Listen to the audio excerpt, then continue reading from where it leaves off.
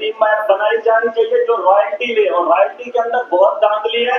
मैं चाहता हूँ डिप्टी सीएम के नोटिस में ये बात लाना चाहूंगा, रॉयल्टी देखने वाली एक टीम हो ताकि उससे रेवेन्यू जनरेट किया जाए, क्योंकि पिछले 4-5 साल में रॉयल्टी में जो धांधली हुई है आप अंदाजा नहीं कर सकते हैं। मैं उसमें आरटीआई लगाने वाला हूँ और पता करूंगा कि इलीगल माइनिंग या माइनिंग जो लीगलाइज है उससे रॉयल्टी कितनी उठाई गई है।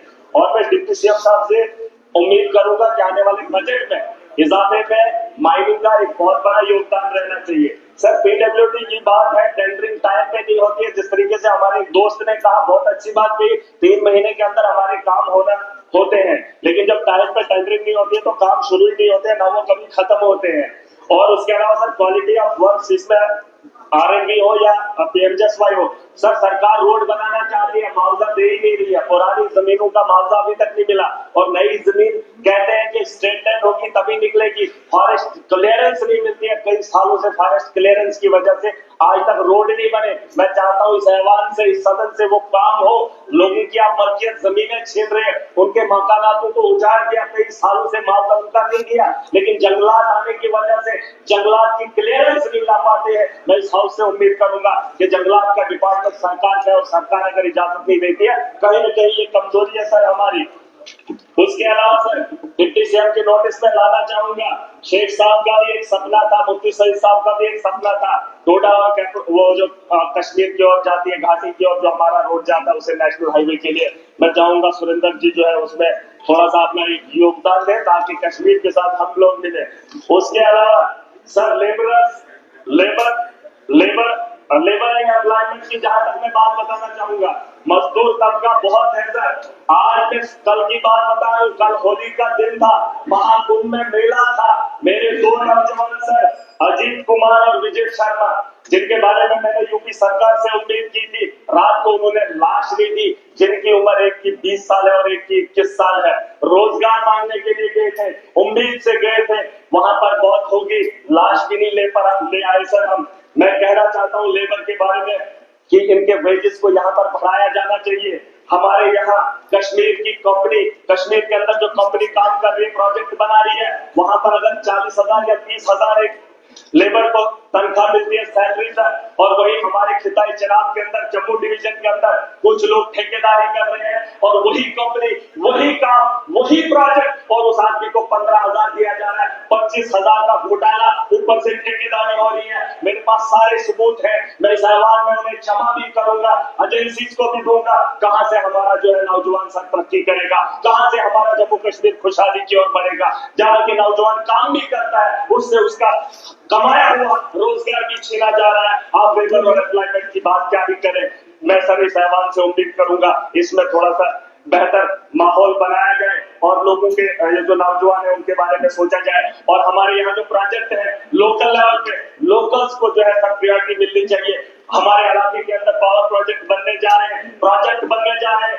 मैं चाहता हूँ कि बाहर के लोग वहां आकर धांधली न करें और कोई पॉलिटिकल प्रेशर न पड़े। मैंने अपनी आवाम को कहा है, जिन लोगों की जमीनें खोदेंगे, जिन पहाड़ों पे ये लोग कब्जा करना आएंगे, जहां से ये रेवेन्यू जनरेट करेंगे, अपने घरों को बनाएंगे, वहां से हमें अगर रोजगार नहीं मिलेगा तो बड़े पैमाने पर मैं अब खत्म कर रहा हूँ, इंडस्ट्रीज पे आ रहा हूँ, इंडस्ट्रीज से कोई फायदा नहीं है। अभी किसी ने कहा लखनपुर के बारे में सोचा जाना चाहिए, हमारे यहाँ ईंटों के भट्टे हुआ करते थे जम्मू के अंदर, वो बंद पड़े हैं, उन्हें खिला दिया गया है। एक पंजाब से आ रही है, शनिवार लखनपुर से क्रॉस हो रही है, हमारा सरिया नहीं दिख रहा है, सीमेंट नहीं दिख रहा है, क्योंकि पंजाब और हरियाणा से जो चीजें आ रही है वो डायरेक्ट लोगों को सस्ती दामों में मिल रही है, या फायदा हो रहा है, हमारे यहाँ लोकल जो है ठप हुआ है। ये सवाल मैं इन लोगों से पूछना चाहता हूँ, वही महाराजा का सपना था, उसने कहा था पंजाब का आदमी यहाँ पे कारोबार न करे, दिल्ली का आदमी यहाँ कारोबार न करे, क्योंकि हमारे लोगों को जो है यहाँ मुश्किल है, जमीन की कमी है, जिस जमीन से हम पैदावार कर सकते, रेवेन्यू जनरेट कर सकते, उसी जमीन को बचाने के लिए और इन नस्लों को बचाने के लिए महाराजा का सपना था,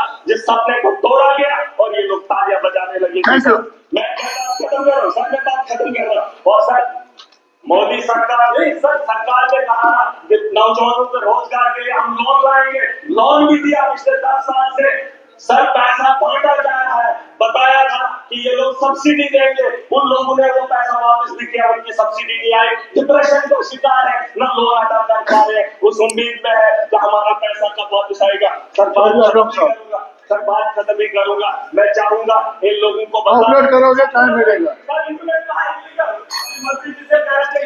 कठुआ के अंदर बीजेपी का कार्यालय बन रहा है, जो इलीगल वहाँ पे जो कंस्ट्रक्शन हो रही है वो सरकारी जमीन पे हो रही है, और ये कह रहे हैं कि कुछ कंपनी जो है वहाँ पर जो कब्जा कर रही है।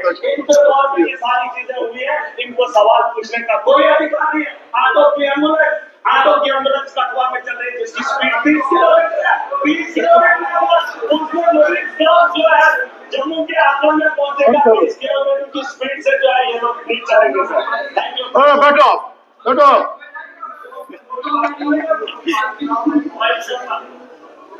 भाई करो, हाँ इसको भाई कान करो, चलो बोले। सर जनाब, ये ऑनेबल मेंबर जब भी उठते हैं क्यों मुंह में आकर बोलते हैं? इसको ये भी पता कि बीजेपी का तो 10 साल पुराना दफ्तर वहां बना हुआ है, आज भी नया थोड़ा चलो आगे चलो मेरी बात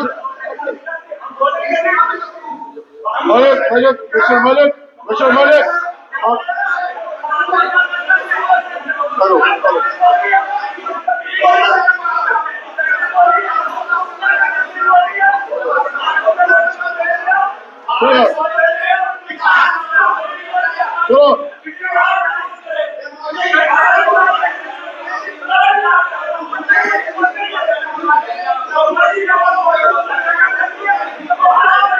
करो दिखाए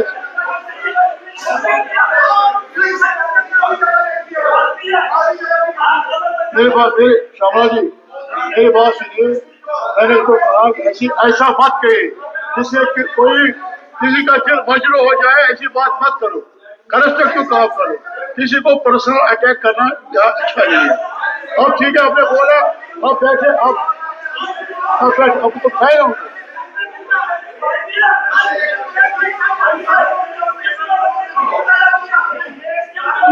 लेके आए इस हाउस में, अगर ये एविडेंस नहीं लाते तो अनकंडीशनल अपॉलॉजी करें, जहां चेयर की तरफ से इसको ये डायरेक्शन जानी चाहिए। कल ये एविडेंस के साथ आए, कल ये प्रूव करे on the floor of the house कि बीजेपी का ऑफिस कठुआ में जो बन रहा है illegal, he has to prove on the floor of the house. अगर हवाई मछली बनाती है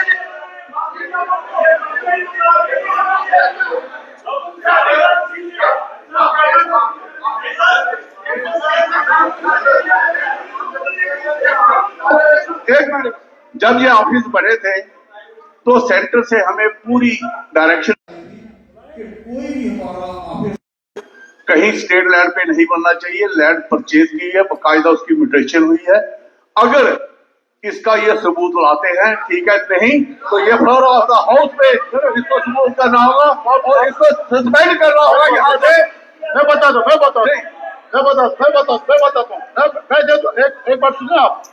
अगर कोई मेंबर कोई किसी मिनिस्टर के खिलाफ, किसी मेंबर के खिलाफ कुछ कहे, उसके जेब में पहले सबूत होना चाहिए। ये ऐसी बात है कि आप ऐसे बोलो। मैं यहाँ इस हाउस में हूँ, मैंने कभी भी कोई इल्जाम किसी को नहीं लगाया जब तक मेरे पास इतने कंक्रीट सबूत न होते, तब मैं बोलता था। इसलिए मैं मेहरबानी करके ये प्रिविलेज में आ जाएगा। आप ये इसमें कानून है, मेहरबानी करके सारे नए मेंबर, पुराने मेंबर सोच समझ के इल्जाम लगाए एक दूसरे के ऊपर, शायद मैं आपको इसमें सजा भुगतनी पड़ेगी। बस ठीक है, चले अशोक जी, हो गया, मैंने रूलिंग दे दी। बस ठीक है, कानून है आपके पास, किताब है, कहाँ गया नहीं रखा आपने प्रोसीजर। एक कानून के जरिए आप, प्रोसीजर के जरिए आप ला सकते हो नोटिस। आप नोटिस दीजिए अगर कोई गलत बोल रहा है सर, तो भी करना पड़ेगा आपको। ये कोई नहीं है मजाक क्या बात करना। प्लीज टाइम नहीं है, आपके सीनियर ने बोला। मुजफ्फर खान साहब ने जो बोला, मैं उन बातों की तारीफ करता हूँ, उनको थोड़ा आगे बढ़ाऊंगा। जो भी रोड हमारी पुलिस जोरी के अंदर बनती हैं वो फॉरेस्ट की वजह से बंद है। 5 साल हो गए उन रोड को। आगे PMGSY भी आ रहा है, दूसरी रोड भी सर आ रही है। सर मेरी ऑनरेबल मिनिस्टर साहब से ये रिक्वेस्ट है, जब हमारी डिस्ट्रिक्ट डेवलपमेंट बोर्ड की मीटिंग कुछ हुई थी, ऑनरेबल